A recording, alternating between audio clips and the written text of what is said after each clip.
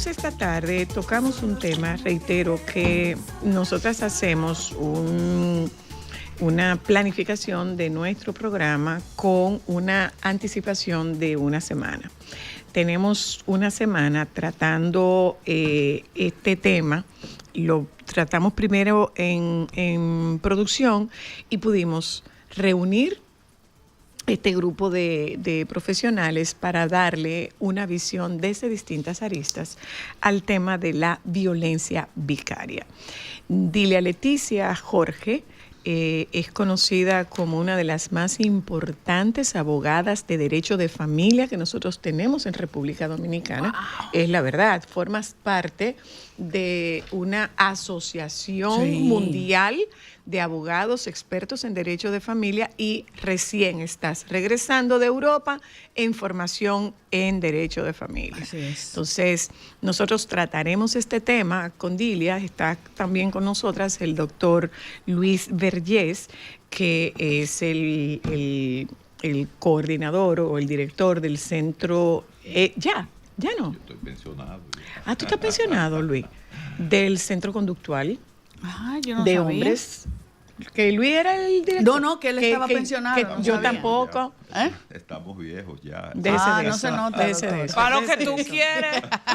Déjese de eso, doctor, déjese de eso. Y estaremos en algún momento estableciendo contacto con Jorge Morillo. Esto a propósito, y en algún momento, Luis, como terapeuta, me gustaría que igual lo podemos tratar con Dilia, que de alguna forma, así sea tangencialmente o no tangencialmente, que pongamos el ojo sobre la pretensión de todo acto de violencia letal en contra de un hijo, se lo estamos atribuyendo A problema mental. a problema mental, a problema de salud mental. Sí, ¿verdad? Entonces, tú puedes, Dilia, comenzar definiendo qué es la violencia vicaria. Sí. Buenas tardes a todas. Mi a amiga, todo. hermana, vecina, ex viceministra, abogada, de nuevo en los tribunales, Ay, yo estoy feliz. cogiendo lucha, Sí. bebiendo café. Cogiendo Y lucha, haciendo la pena turno. es, Zoila, que me he dado cuenta. Todo Que sigue estoy igual. igual. No avanzó nada.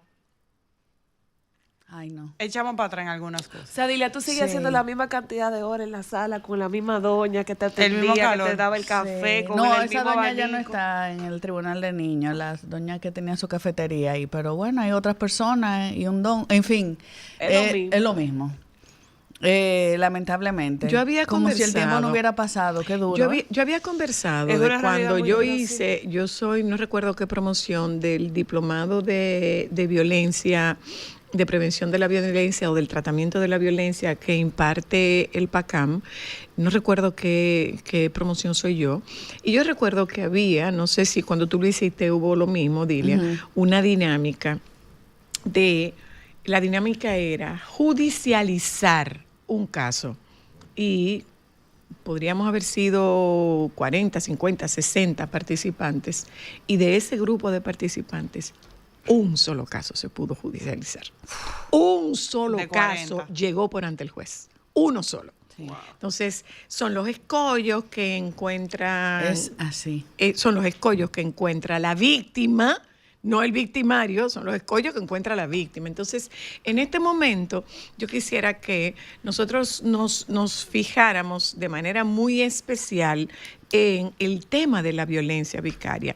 Es nuevo, se está visibilizando ahora, está tipificado, no hay tal tipificación como es, Dilia. Bueno, mira, en palabras simples, la violencia vicaria está definida como la violencia que se ejerce contra la mujer a través de los hijos y de las hijas. Tal vez el doctor Luis Vergés sabe quizá más que yo desde qué época se ha estado hablando sobre este tema. Pero yo, si mal no recuerdo, hubo una decisión de las Naciones Unidas, de una de sus comisiones, donde como que se empezó a reflejar el tema a nivel internacional, que fue por eso mismo, un señor que era violento contra una señora en España, y Naciones Unidas condenó a España y dijo que era responsable por la muerte que había ocasionado ese señor a los hijos de la Yo me acuerdo esa que eso fue un señora. caso A muy los hijos de famoso. ambos. No, Eso fue un caso famoso. No es el reciente. No, creo eso que de hace los varios 90. años. Sí. Sí, por los 90. Fue en los 90, lo como voy por a los buscar en el que un yo rato. recuerdo, porque recuerdo que hicieron hasta un documental de ese caso. Sí. Y de la cantidad de veces que ella puso querella, denuncia y que eso no progresó. Sí. Si mal no recuerdo. Bueno, ahora con honestidad tendría que revisar el Código Penal que se promulgó recientemente para ver si está tipificada la violencia vicaria. Pero tengo que revisarlo para no decir una cosa en contrario. Ahora, no es exclusiva de las mujeres. No. No es exclusiva del hombre contra la mujer. También No, hay hay mujeres casos que de han- violencia sí. de mujeres en contra de los hombres. Fue en el 2014 Ya. Gracias. que Cristal. mató a una niña. Ujú. Y incluso decía que el Estado debía indemnizar a la madre que denunció 30 veces Oye, durante exactamente. 11 años a su maltratador. Así mismo es. 11 años, señores, Así mismo. 30 veces. Y la Así finalidad mismo es 7 dañar, años tenía la niña. al tercero. Pues resulta Exactamente. que Es la dañar al niñita tercero. tenía 7 años y el maltratador la asesinó en el 2003 en una de las visitas pautadas en el régimen de separación y ella había denunciado a su ex marido 30 veces durante 11 Es la que te estoy Así diciendo, hay un es. documental y todo de eso. Así Sí, es. Ángela González se llama la víctima, Así o sea, la es. mamá de la víctima. No, y no es exclusiva de los hombres hacia las mujeres. Yo no tengo las estadísticas, pero me atrevo a pensar que son menos los casos de mujeres que han asesinado a sus hijas y sobre todo a sus hijos e hijas y sobre todo con la intención de hacer daño al hombre. Yo no sé. Pero sí de maltratarlos. Sí, Sí, de maltrato claro. físico, y ese maltrato físico entra en Claro, violencia. totalmente. Y lo O hemos sea, la visto. violencia vicaria de las mujeres no es letal, o pocas veces es No letal. siempre es letal. siempre es No letal. siempre es letal. Y no siempre es con la intención de que sea letal. ¿Tú qué Exacto. Que es piensas, el Luis? caso de los hombres, ¿no, Luis? Mira, el peligro de si es letal o no es que se pueda minimizar el daño. Ok. El problema es que cuando inicia una escalada de violencia, aunque originalmente no sea letal, puede llegar a ser. Puede llegar a serlo. Porque ya se pierde. Hay un fenómeno muy estudiado cuando se habla de cualquier forma de violencia, y es que desde que se comete el primer acto de violencia, el nivel de empatía y de compasión disminuye. Y al disminuir el nivel de empatía y el nivel de compasión como fruto de la misma violencia, se va dando un círculo vicioso que va escalando, aumentando cada vez más los casos. Y también hay un componente aquí que le llamamos distorsiones cognitivas, que quiero aclarar, no es locura, señores, porque ahora Atención, No es abogados. patología. Sí, hay que tener cuidado con esto, porque ahora hay una ola de que yo creo que irresponsabiliza el tema de querer culpar a todos los enfermos mentales con las diferentes formas de violencia. Y lo que estamos haciendo con eso es crear un estigma hacia los enfermos mentales. Que no todos son violentos. No, y o que no de la dicho sea de forma. paso, se sabe cuando un enfermo mental pasa a la violencia, cuando está descompensado. Pero yo le pregunto a ustedes, agarren ustedes a un sindicato de choferes, de maestros y de médicos y déjenlos sin cobrar 6 meses, aunque sean normales, a ver si no se van a descompensar también. Pero se descompensan ellos con una subida de la gasolina, Luis. Exacto, entonces hay que tener cuidado con qué es una distorsión cognitiva.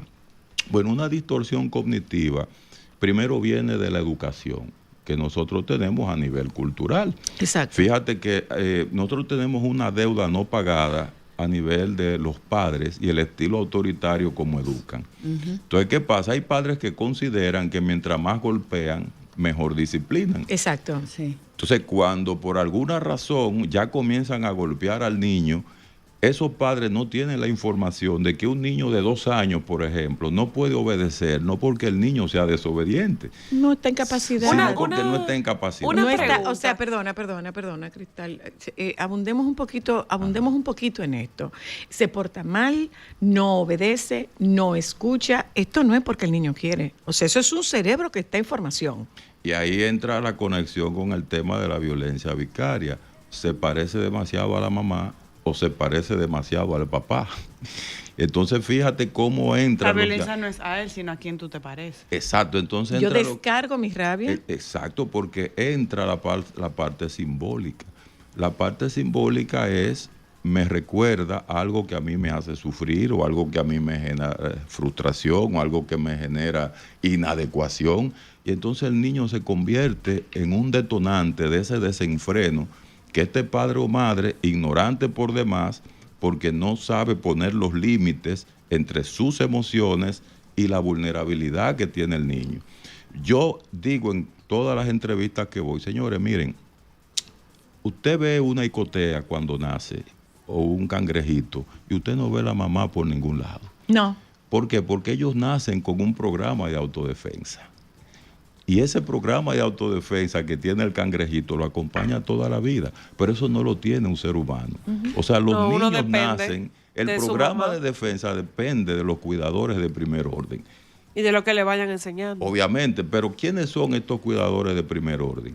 Estos cuidadores de primer orden. Supuestamente papá y mamá. Son papá y mamá. Más mamá que papá. Exacto, pero muchas veces son padres y madres que tienen estas deudas que yo acabo de decir. Por ejemplo, una distorsión cognitiva muy típica es la idea de que a mí hay que obedecerme como sea. Pero espérate, ¿dónde está la etapa? Ustedes recuerdan en su formación un investigador llamado Jean Piaget. Claro, por supuesto. Bueno, señor, ese señor descubrió algo que yo diría, si se lo enseñamos a todos los padres, en las escuelas de padres, en las escuelas normales, tendríamos menos violencia vicaria y de todo tipo hacia la niñez. Porque él descubrió cómo funciona el cerebro del niño según la edad. Cómo es el pensamiento del niño según la edad. Por ejemplo, tú no puedes decir el niño envuelto. El niño envuelto nos gusta mucho, ¿verdad? Tú no puedes decir ante un niño de 4 años, vecina, tráigame un niño envuelto.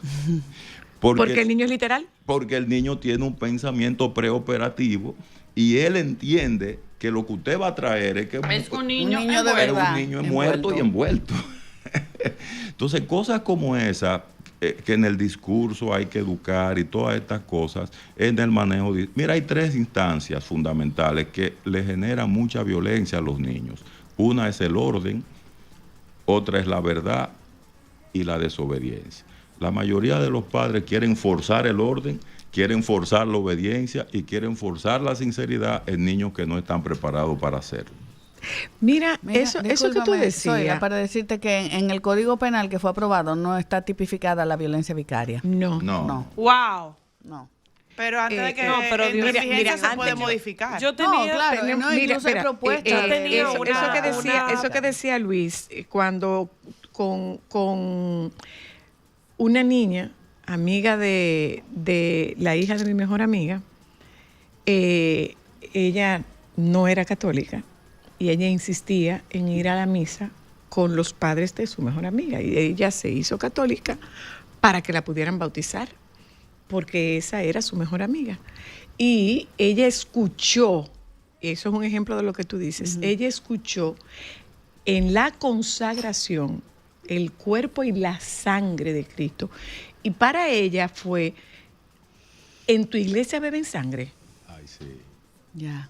En tu iglesia beben sangre y se comen el cuerpo de una persona. Así es. Así Wow. es. Y muchos padres interpretan eso como que el niño se está burlando. Así es. Cristal, tú tenías una pregunta, Cristal. Adelante. César, No, tipo... César, ¿no? Oye, Dios mío, estoy loquísima hoy. Perdónenme. Luis, es que el sueño me tiene así. Ya. Luis, este tipo de comportamiento de hombres y de mujeres tiene algo que ver con una formación cultural o no? Lo digo porque nosotros somos muy parecidos en algunas cosas a los españoles, o sea, en cuanto a nuestro comportamiento. ¿Tiene o no tiene que ver, incide o no incide la forma en la que un hombre maltrata a sus hijos o no? Claro que sí. Mira, es que el maltrato, en términos normales, sería lo más fácil de erradicar, porque no hay un gen del maltrato. La gente no es maltratadora porque nace siendo maltratador. Lo que tú vas a encontrar en los malos tratos, en primer lugar, es una transgeneracionalidad de los malos tratos. Gente que fueron maltratadas en su niñez, tienen ese código aprendido.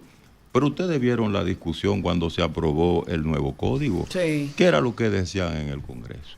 Que los papás tienen derecho a educar a sus hijos como entiendan. Y no tan solo eso, sino que algunos defendían públicamente que una pela no va... No, que a ellos lo educaron así, Claro. y son buena gente. Eso Exacto. se escucha mucho. Entonces, ¿qué? Exacto, Entonces, esa normalización entonces, de la eso transgeneracionalidad. eso es cultural. Esa idea de confundir ser buena gente con ser un sobreviviente.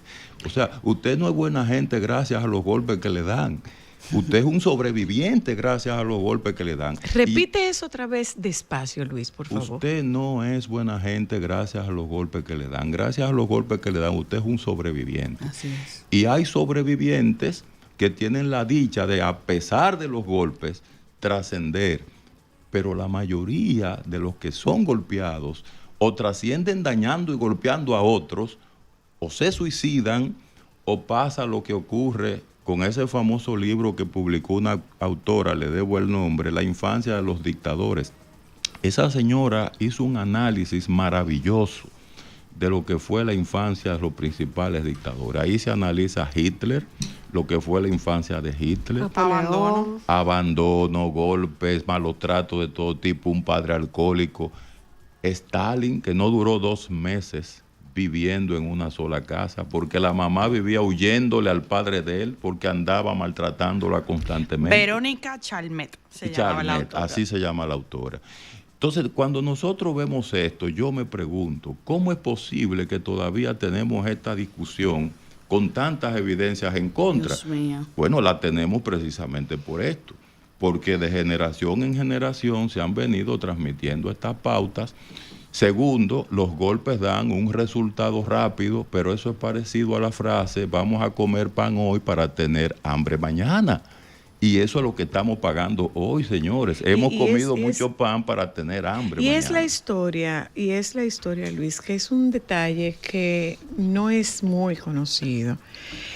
El nivel de probabilidad de usted ser violento es igualito, ya sea víctima o testigo de violencia.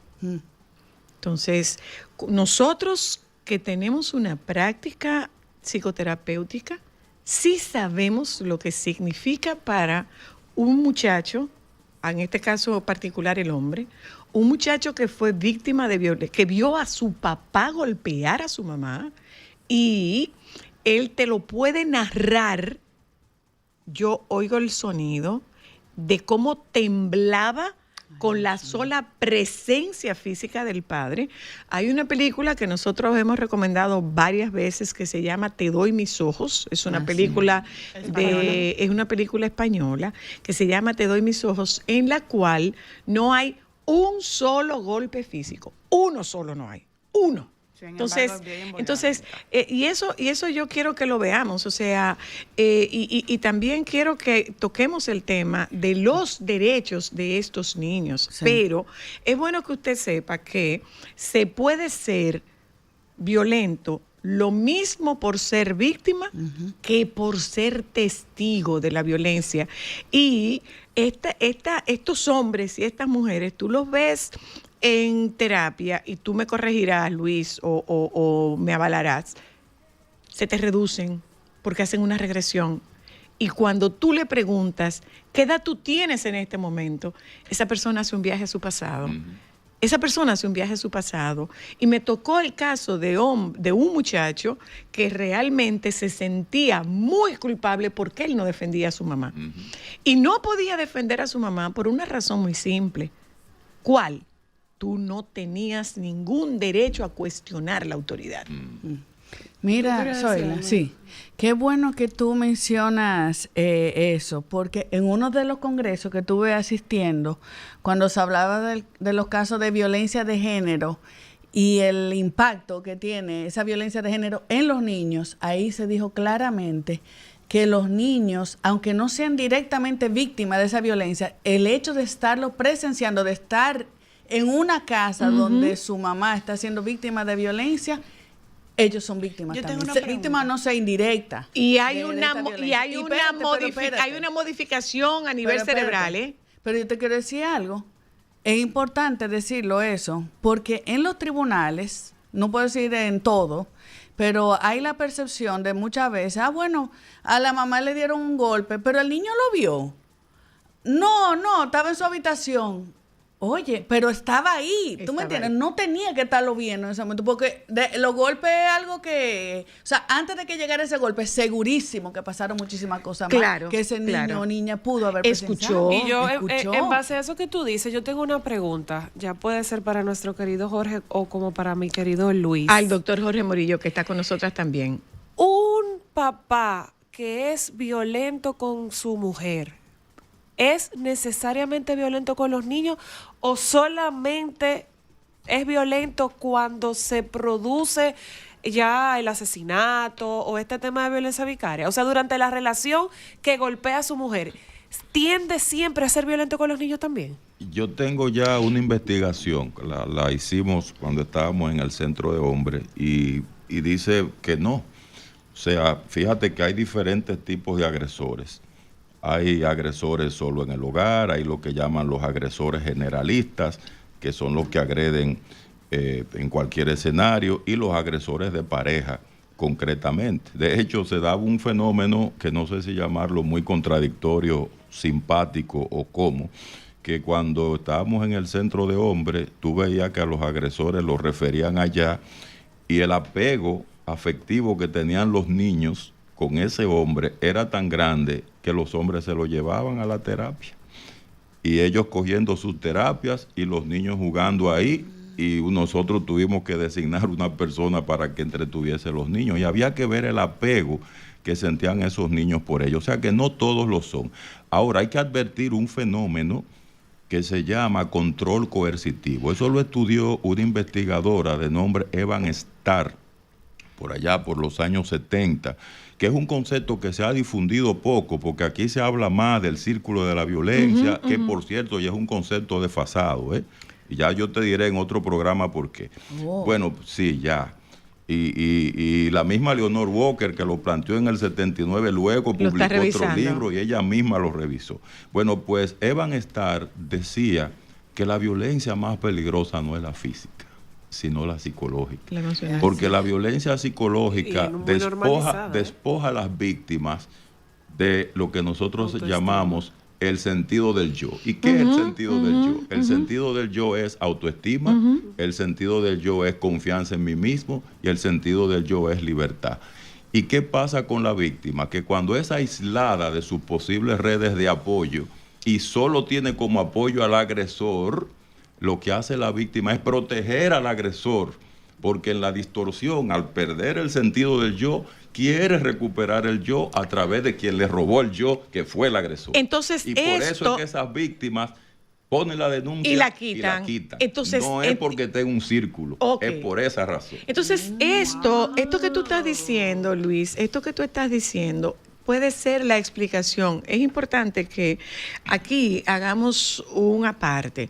Cuando nosotros estamos analizando esto, nosotros no estamos justificando nada, estamos dando explicaciones. Entonces, esta puede ser la explicación de, en un caso particular, que es este padre que agrede a su niña con un objeto punzante.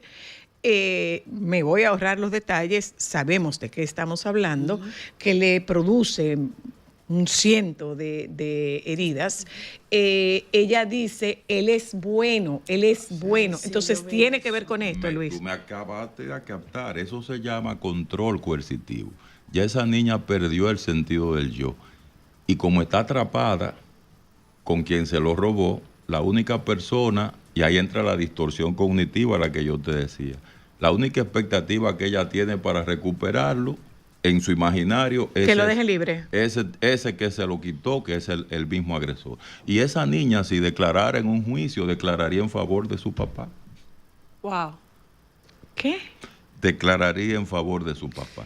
Pero nosotros Fue algo que yo hice. Pero nosotros sí, Con yo meses. me lo gané, yo me lo merecía. No, en este caso, pero esto es lo que está diciendo, si algo yo pudiera, o sea, si esa niña pudiera hacerlo, no que en este caso No es que la esté niña lo pasando, haría, exacto, porque sí. no tiene la Sí, edad. te lo digo porque hemos visto, por ejemplo, en los juicios, mujeres que después de envalentonarse y denunciar a un agresor, entonces cuando van al juicio, ahí dicen todo lo contrario.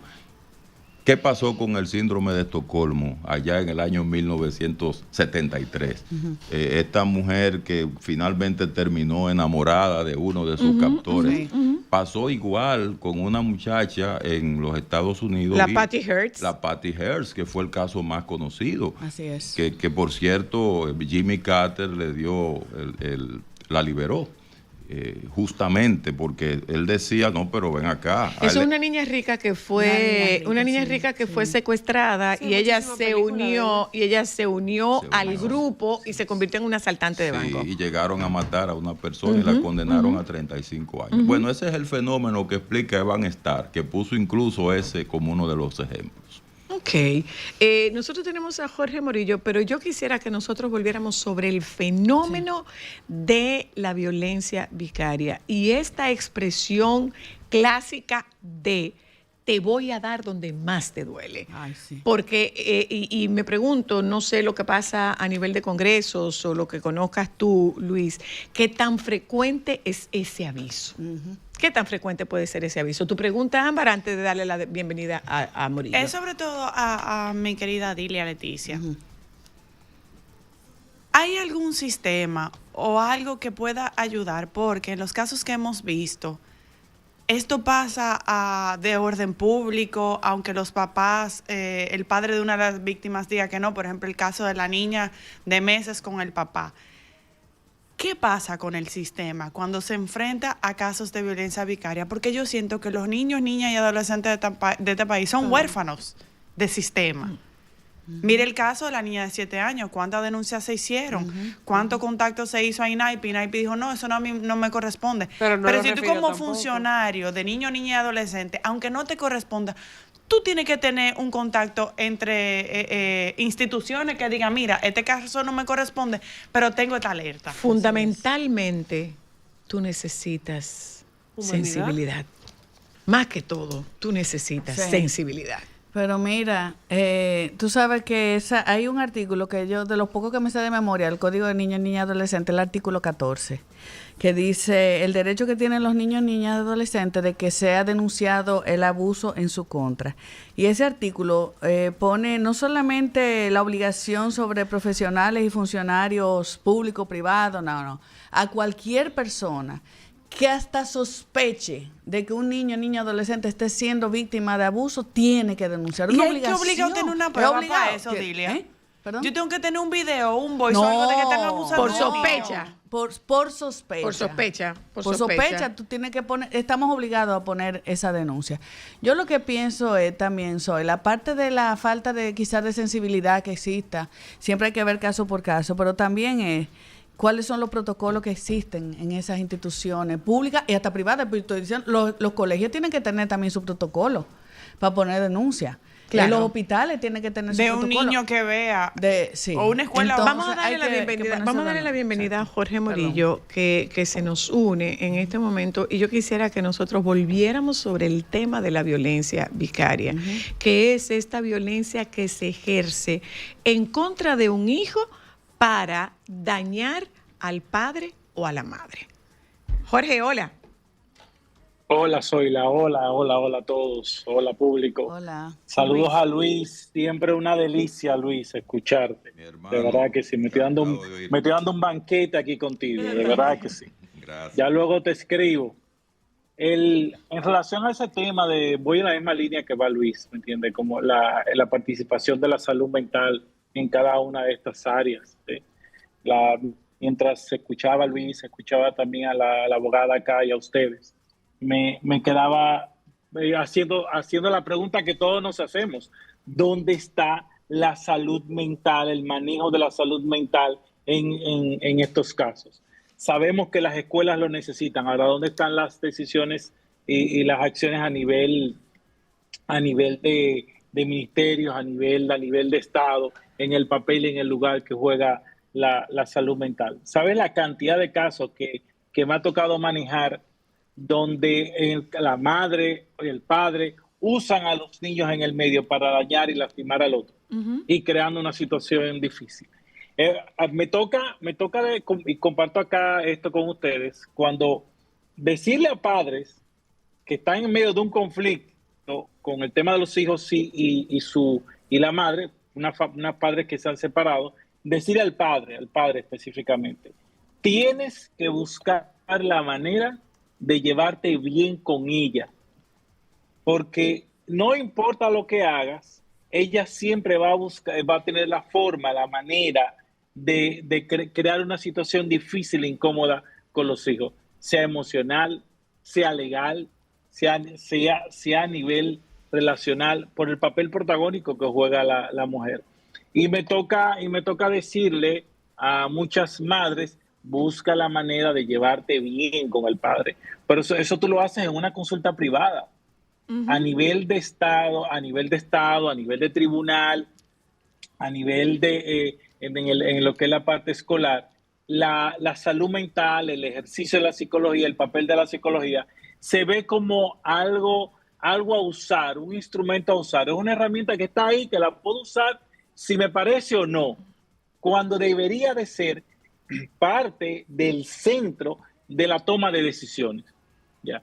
Tanto en la parte escolar, que tiene que ver con lo preventivo, tal cual como decía Luis, que se puede hacer un manejo preventivo de esto, como en el accionar a nivel de tribunales. A veces hay decisiones que pueden ser legales, pero no sanas. Así es. Entonces, cuando una decisión es legal, hacer que un padre vea a sus hijos cada 2 semanas, o sea, eso puede ser legal, pero no es sano. Y es un tribunal que debería de tener incluido un psicólogo experto en el área, que también tenga voz y voto, no del lado del Ministerio Público, de las víctimas, sino del lado donde se toman las decisiones, que es el lado de los jueces, ¿ya? Yo pienso que la salud mental en República Dominicana solamente se habla cuando se arma el tollo, se arma el lío. Pero el ejercicio diario no es así. No, hombre, aquí con el tema de la salud mental no va a pasar absolutamente nada. Aquí vamos a seguir diciendo que programa y que nosotros vamos a hacer, que nosotros vamos a tornar y que nosotros vamos a virar. Aquí no va a pasar nada con Jorge, el tema de la salud mental. tú no acabas de oír que Dilia, ¿cuánto tú tenías fuera del tribunal? Vamos, Dilia. 4 años y medio. Y sigue todo igual. Igualito. Pero mira, quiero aprovechar, saludo, doctor Morillo. Quiero Dile a Leticia, Morillo. El comentario que usted acaba de hacer es verdad. Las decisiones que emiten los tribunales me voy a referir específicamente a los tribunales de niños y adolescentes que tienen que ver con eso, que bueno, que vea al padre o que vea a la madre o a la abuela. Claro. No resuelven una situación legal, pero no la situación de fondo, que muchas veces que es una situación emocional, psicológica, que debe ser atendido por profesionales de la salud mental. Y yo he visto, sí, decisiones donde mandan a las partes a terapia. El tema es que no hay un mecanismo de seguimiento a esas decisiones, que en un momento he hablado con una magistrada de estos tribunales que han mencionado decir, bueno, vamos a tener como en materia penal hay un juez de la ejecución de la pena, vamos a tener que tener un juez de la ejecución civil en materia de niños y adolescentes que le esté dando seguimiento a ver si está yendo a terapia o si no está yendo a terapia. O hay otros países donde existe la figura del abogado del niño o el curador que le da seguimiento a esa decisión y vamos a ver si están cumpliendo. O sea, hay forma de poderle dar seguimiento porque es verdad lo que él dice. Y muchas veces hasta las mismas juezas o jueces también dicen, óyeme, tengo 2 preguntas. Mi sentencia no le va a resolver el problema. Tengo una cosa, ahí, para que no se me olvide, Dilia. El hecho de que, como tú no pagas manutención, yo no te dejo ver el niño, ¿es violencia vicaria? Claro, totalmente. Y hay un caso y así famoso. se aplica a los papás Hay que un no se caso que involucran. yo de verdad que no conozco los detalles porque yo no he visto el expediente. Señor, ¿ustedes se acuerdan de esa muchacha que una vez trató de que voy a matarlo al niño? para que Claro, tú me a la pagues"? niña, es que la Y golpeaba. pero está presa ella. Ella está presa. Pero ella está Por presa. amenazar. Yo no estoy diciendo que está No, bien. no, lo es que haya golpeaba hecho. a la niña. Pero no me acuerdo si la golpeaba. Y un padre. Pero y un era padre porque el que tipo ella no estaba se pagando quería- la manutención. Exacto. Aquí hay que tratar ese tema de cómo se está tratando a la mujer en los juzgados de paz. Es que la Horrible. violencia es escalada. Yo Tal tengo- cual, como dice Luis, es una escalada. Entonces, cuando hace ruido, Exacto. ¿cuántos escalones ha recorrido?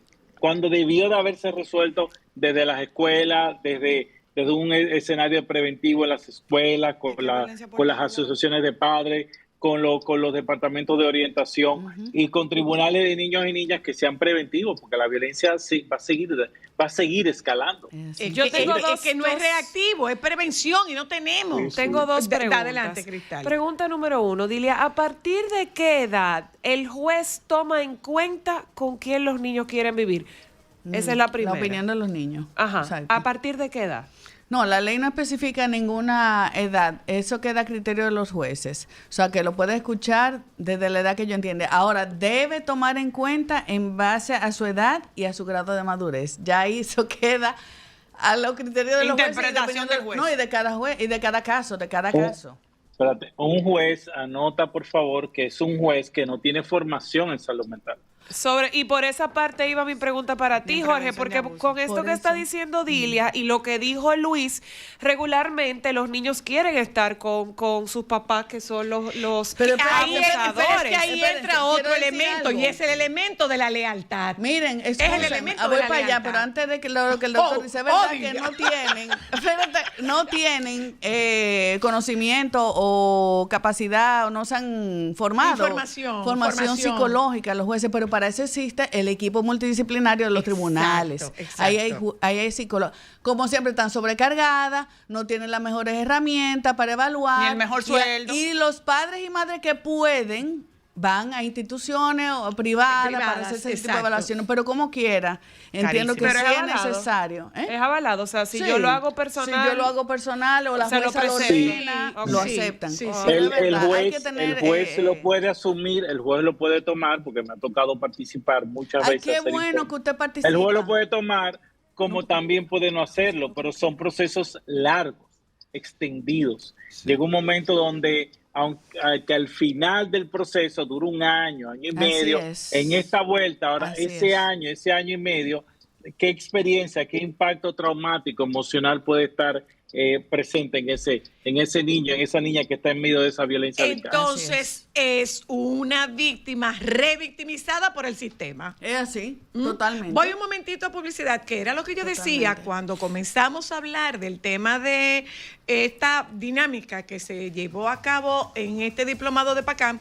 Un solo caso se pudo judicializar, uno solo pudo llegar por ante un juez. Entonces, ahí está la íntima convicción del juez, pero también por el otro lado está la capacidad técnica que tenga un abogado para lograr la sentencia favorable para su cliente. Entonces, sí se me quedó esta pregunta, Luis, que la retomamos cuando regresemos, y es que toquemos el tema de la encrucijada de lealtad en la que se pone a un niño que es el objeto de violencia para dañar a uno de sus padres. Ya volvemos. Señores, nosotros esta tarde estamos tocando el tema de la violencia vicaria, pero pienso que nos estamos extendiendo hacia otras formas de violencia por lo que nosotros estamos viviendo. O sea, agosto fue un mes negro para la seguridad familiar, para la seguridad de los niños, niñas y adolescentes, para la seguridad de las mujeres. Agosto fue un mes negro, fatídico. Y yo no uso estas expresiones usualmente, pero es imposible darle de lado o ignorar cuáles son las realidades que hemos estado viviendo. Tocando el tema de la violencia vicaria, que es esta violencia que ejerce uno de los padres en contra de un niño con la intención de dañar al otro padre, al padre o a la madre. Cuando ustedes hacen la pregunta, bueno, pero es que hay mujeres que lo hacen, sí, también hay mujeres que lo hacen. Entonces, no vamos a minimizar ni vamos a cargar el dado ni para un lado ni para el otro, porque esto no sería otra cosa que revictimizar a la verdadera víctima, y la víctima es el niño. Entonces, hablando con el doctor Luis Vergés y con el doctor Jorge Morillo, nosotros llegamos al punto de el conflicto de lealtades en el cual se coloca a un niño o a una niña cuando hay esta confrontación de ambos padres y él es utilizado como la carne de cañón para esta disputa que existe entre ellos. Perdona. Sí, mira, hay un fenómeno que llamamos disonancia cognitiva. Y es un fenómeno que enferma a los niños, es un factor de riesgo de enfermedad mental. Y esto es lo que se crea una gran disonancia, porque la disonancia es una contradicción con las necesidades que tiene el niño. El niño tiene un apego a los dos padres, porque hay un sentido de pertenencia natural, y eso es lo que significa la palabra apego. A diferencia de filiación, que tú tienes la voluntad de elegir a lo que tú perteneces. Tú puedes afiliarte a un club, afiliarte a una asociación de ama de casa o lo que se decida, pero tú no puedes decidir a quién tú te vas a pegar. Entonces, ¿qué ocurre? Cuando comienza a subvertirse el sentido de apego del niño, comienzan las patologías de apego, así se llaman esas patologías. El niño comienza a distorsionar su percepción de la realidad para tratar de parecerse a ese padre al que quiere complacer o a esa madre ante la cual él quiere sobrevivir. Fíjate que hay un concepto hoy que le llaman el vínculo traumático, y es cómo los niños se aferran todavía mucho más hacia aquel padre o esa madre que le grita, que lo insulta, porque es un mecanismo de autoprotección, de autosobrevivencia y, como tú dices, una lealtad patológica que se va creando ahí. Dilia. No, me encantó lo que acaba de explicar, porque también en uno de los congresos donde yo tuve, Zoila, hablaron de un caso de una niña, eran dos niñas. La niña mayor había sido violada por su padre y con la segunda también ocurrió la misma. La segunda denunció. Bueno, y se empezaron todas las investigaciones, se veía que sí, que agresión, que tal, se pudo comprobar. Pero ¿qué pasa? En el interín, entre lo que ocurría la condena, la chica, la niña, la abusada, la segunda, le escribía cartas a su padre. Y le decía, papá, espero que estés bien, qué tal.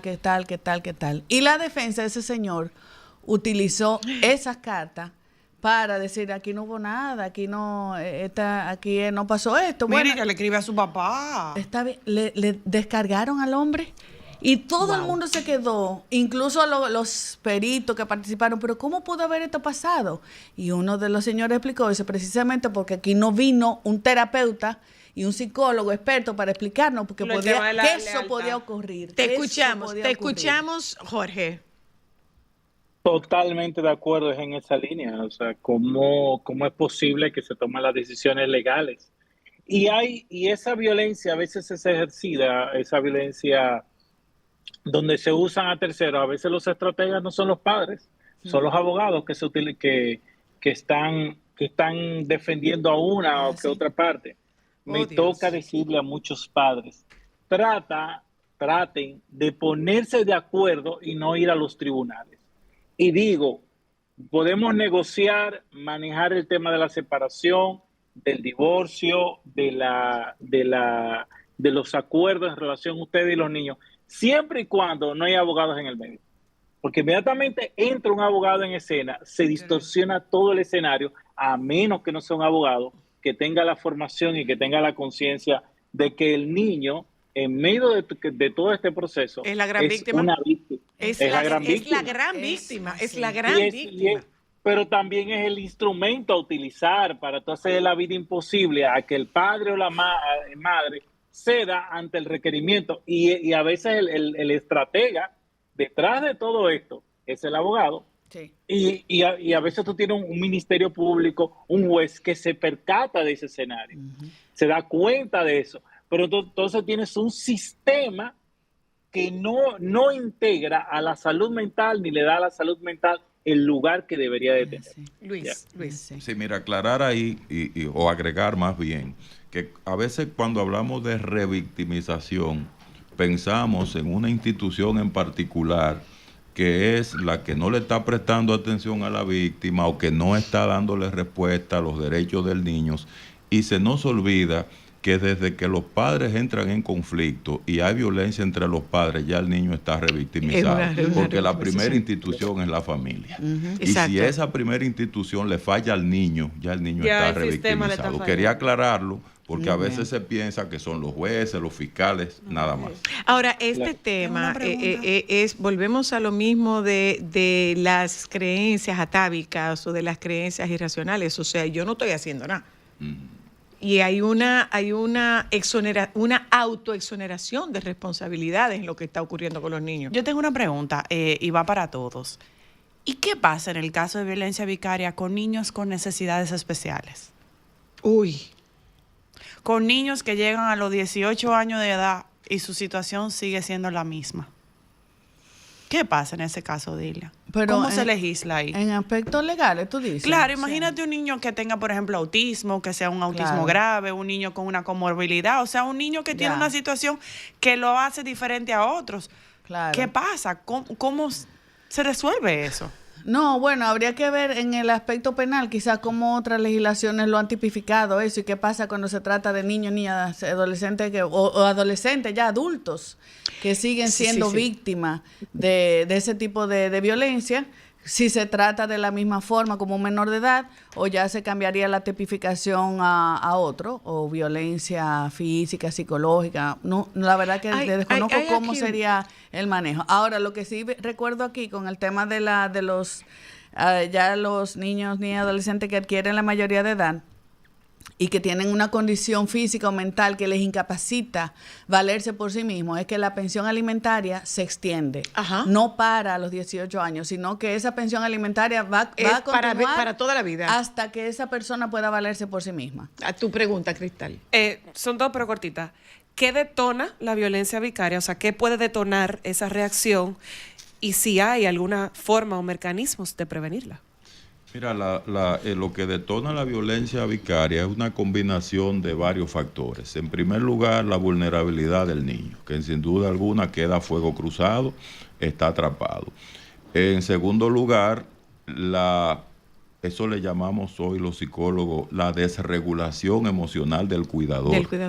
Un cuidador que en este caso, o cuidadora, que pierde por completo lo que nosotros llamamos la capacidad de poner la seguridad del niño en primer lugar.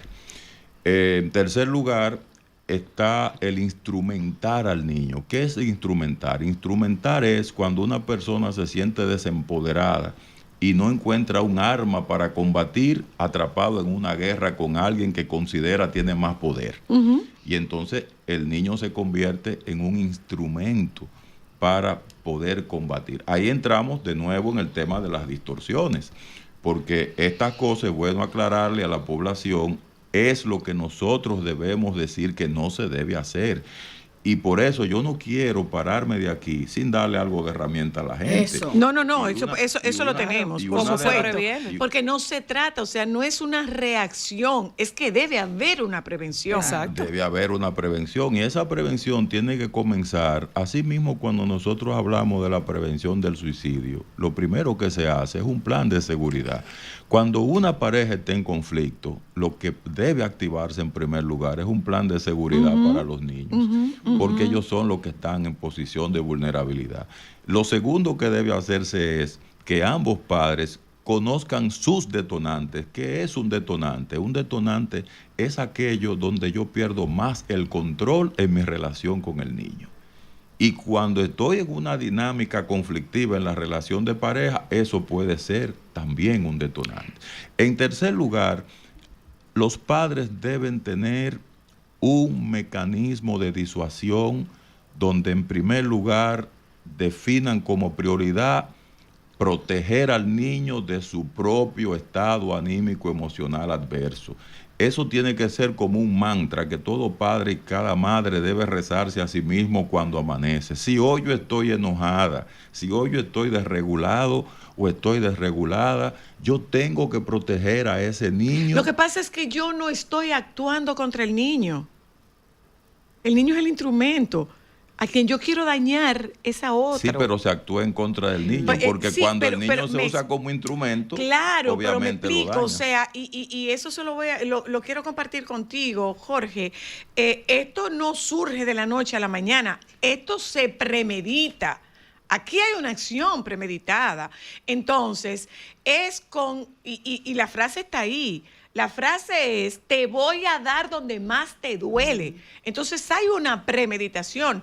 Pero yo confiada, o sea, la ley me obliga, no le va a hacer eso a sus hijos. No solamente eso, la ley me obliga a cumplir con ese régimen de visita y yo le estoy entregando a ese muchacho a ese papá. O si no, ¿en qué lugar podría estar más seguro? Que pudiera ser en la casa de los abuelos paternos, porque siempre ha estado bien cuidado. O sea, no necesariamente yo estoy pensando que le van a hacer algo a su hijo. Tú sabes que yo participé en una discusión sobre violencia vicaria, que estaba en ese proceso de la ley y demás. Y una de las cosas que se vio es que precisamente es una violencia hacia el niño y que la violencia vicaria es un agravante. Porque, sí, porque es el niño el que recibe la violencia. Claro. Y no debe haber ningún tecnicismo para que se diluya que el niño es el que recibe el daño. Y que la violencia vicaria debe considerarse como una agravante. Finalmente no se llegó a nada, porque ni como agravante ni como desagravante no aparece. Jorge. No, esa es la misma línea que vamos llevando acá. O sea, es la necesidad de hacer la lectura de estos conflictos desde la salud mental y no simplemente desde el derecho. ¿Ya? Y la gran ausencia del protagonismo, digo protagonismo porque participan del protagonismo de profesionales de la salud mental. Imagínate que se estuviera haciendo en el sistema la mitad de todo lo que Luis está diciendo, la mitad, solo la mitad, solo la mitad. Yo pienso que necesitamos que quizás cualquier abogado puede ejercer el derecho. Yo creo que el sistema debe de forzar a que sean un tribunal más especializado en todas las direcciones, que hasta el mismo abogado que participe para tratar de solucionar la situación de conflicto entre las parejas, que estoy con Luis, que inicia con las parejas, ese abogado tiene que ser un abogado con formación en familia, y no un abogado que simplemente se forma, que ve que el otro que está ahí puede ser un uso de instrumento, vamos a usar a los niños para tratar de instrumentar el objeto de lo que queremos, que es dañar o perseguir lo que sea, lo que sea. Así que yo entiendo que hay que procurar hacer presente a la salud mental de manera para tomar decisiones, ¿ya? En estos tribunales y en estos escenarios, y también obviamente dentro del ejercicio de los conflictos de pareja, que es donde inicia todo esto. Bueno, totalmente de acuerdo. Yo quisiera tener esperanza y finalmente, Dilia, a propósito del tema de la visión de los abogados, demostrar demencia no es tan fácil. No. Demostrar demencia no es tan fácil. No. Él está hasta aferrado porque fue Dios que se lo dijo. Hay que demostrar que usted está loco de verdad. Hay que demostrar que efectivamente usted tiene una patología mental y eso no es tan fácil. Eso no es tan fácil. Entonces, hay aquí una falta de cohesión entre todos los miembros de un sistema que actúa con lo que tiene a mano, pero resulta que lo que tiene a mano sigue siendo insuficiente. Sí. Y se van llevando entre las patas de esos caballos, se están llevando a los que menos pueden defenderse, que son los niños. Mira. Gracias, Luis. ¿Quiero decir algo? Dale. En 2 minutos. Menos. No, simplemente. 30. Oye, no, quiero también cerrar con una nota de optimismo, porque la verdad que toda esa noticia, como dices, este agosto negro le nubla el cielo a cualquiera. Sin embargo, yo quiero pensar y que hay más personas buenas que malas. Totalmente de acuerdo. Y yo lo que pienso es que hay posibilidad de aún de continuar mejorando. Yo no quiero irme con esa nota negativa. Yo pienso que hay las comunidades son buenas. Mira esa señora que dijo, esta niña está haciendo... O sea, hay mucha gente buena. Lo que entiendo que tenemos que seguir educando, hablando de estos temas y dándole herramientas, como usted dice, doctor Bellé, herramientas a las personas cómo actuar frente a estos casos y cómo ser mejor persona, cómo ser mejor padre, cómo ser mejor madre. Bueno, antes de irnos, atención, porque esto está creado para ti. Tus cuidados por los tuyos no tienen límites y tu bienestar tampoco debería tenerlos. Por esto Amadita Laboratorio Clínico creó Amadita Mujer, una plataforma exclusiva para ti, con servicios y beneficios diseñados para que también recibas lo que das. Cuidado. Regístrate hoy y únete a una comunidad que te cuida y apoya. Conoce más en amaditamujer.com. Gracias Luis, gracias Jorge, gracias Dilia. Es importante, no desestimen las denuncias que se hacen cuando las víctimas no se pueden defender. Y los que menos se pueden defender son precisamente los más vulnerables, los niños, a esos que muchos llaman el futuro de la patria. No son el futuro de la patria, son un presente muy vulnerable. Nos juntamos con ustedes mañana, si Dios quiere. Por favor, quédense con los compañeros del Sol de la Tarde.